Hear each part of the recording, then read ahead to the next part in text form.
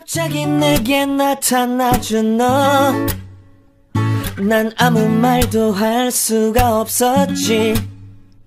첫눈에 반한다는 이야기가 널 보는 순간 이해가 됐어.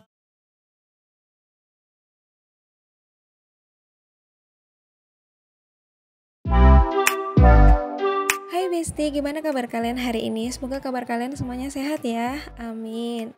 Kali ini aku pengen berbagi lagi cara membuat krim siang, krim malam, toner, dan sabun pembersih wajah yang berbahan dasar dari beras. Dimana kita tahu ya, beras memiliki manfaat yang baik untuk kulit wajah, seperti dapat mencerahkan kulit secara merata, dapat menghilangkan flek hitam, melembutkan dan melembabkan kulit, mengecilkan pori-pori, mengencangkan wajah, dan dapat mencegah penuaan dini. Tapi sebelum kita lanjut, seperti biasa untuk kalian yang baru nemu video ini dan belum subscribe sekarang ya, dan jangan lupa tekan tombol lonceng notifikasinya biar kalian selalu tahu setiap kali aku upload video terbaru. Dan untuk kalian juga yang belum tonton video-video aku yang kemarin, kalian bisa langsung klik link yang ada di pojok atas, atau kalian juga bisa langsung klik link yang ada di deskripsi box aku di bawah. Karena banyak cara dan ide kreatif lainnya yang bisa kalian lihat di sini.